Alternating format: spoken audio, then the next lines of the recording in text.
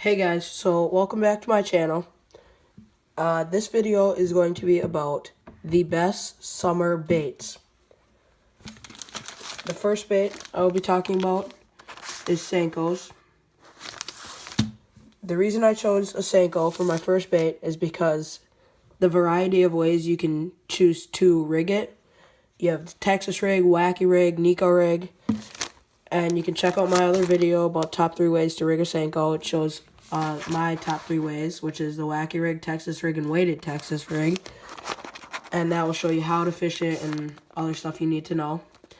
Now, the thing that I like the most about the Senkos is that not only there's different ways to rig it, but there's different colors to use and other varieties of rigging it, and you can fish it in almost any type of weather, windy, muddy water conditions, and clear water.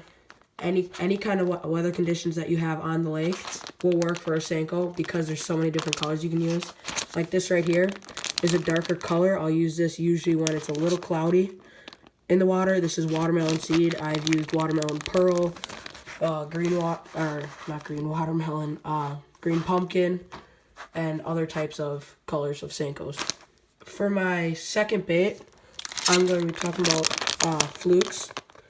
These are Salty Super Flukes, Arkansas Shiner they're called, made by Zoom. I use these all the time. I'll just rig them with a regular 3/0, 4/0 hook. I'll just rig it, weightless, and I'll fish it 2 feet off the top, and it catches bass. It's that simple. This color is in just a shiner color. They're real cheap too, so that's always nice. It's got like a darker gray or almost like a black back with a gray belly. And I'll take a hook and I'll hook it right through here. And I'll use this jig here as an example. What I'll do is I'll hook it like this. And then right above the head there, and then I'll just have that hanging out like that, and I'll fish it like that. And like I said, I've used this on a jig before, like a jig like this, and it catches bass.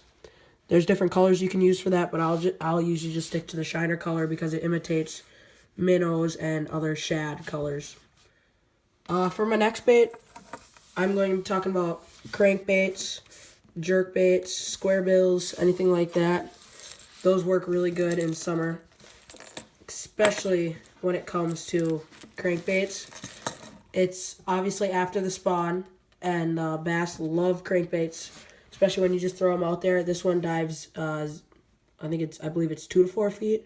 It's just a bomber square bill, square A, right there, and CRAW DAD color or red, orange, whatever you want to call it. But I'll use bluegill color. I'll use chartreuse. Really works good. Any shad imitations. And then for jerkbait, same thing, chartreuse. A lot of times I'll use shad. This one's more of just like a bait fish, another bait fish, kind of like a bluegill.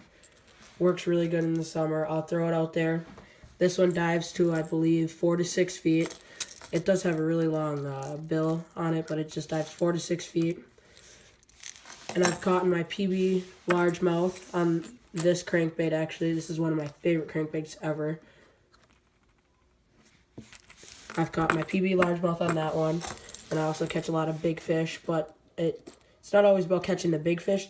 It's also about catching the bass themselves. And these jerkbaits and crankbaits work really, really good. My next and final bait I'm going to be talking about is going to be this frog.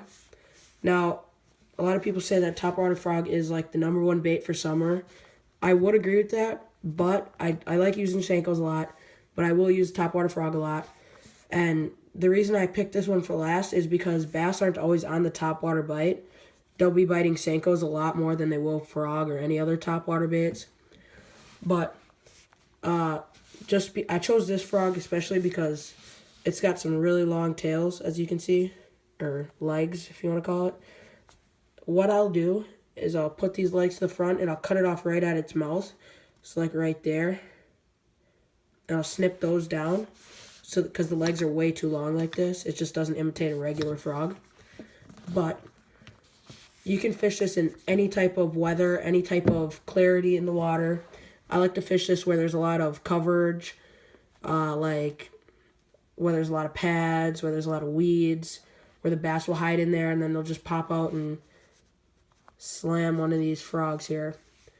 This works just as good as like a buzzbait, you know, a topwater buzzbait. And I'll put like a buzz toad or a horny toad on the back of the buzzbait, and it catches a lot of fish.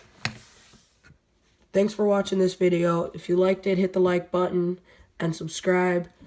Let me know in the comments what you guys want me to make my other videos on. Let me know if you like it when I do these tutorials about how to fish them, or if you just want fishing videos. Let me know in the comments. But I live in the Midwest, so there's still ice on some of our lakes, so it's hard for me to get out and bass fish. But I've done some ice fishing. If you want me to upload some of those videos, I will. Just let me know in the comments. And when the water does, you know, unfreeze, I will be using, you know, this camera. It's technically a GoPro. I got it for way cheaper, and it works just as good as any GoPro. It's just a regular HD camera, action camera. It shoots in 1080p. But yeah, it works great. And I can chest mount this, head mount it, do a lot of other stuff. But yeah, thanks for watching. Hit that like button, subscribe, and stay tuned. Thanks.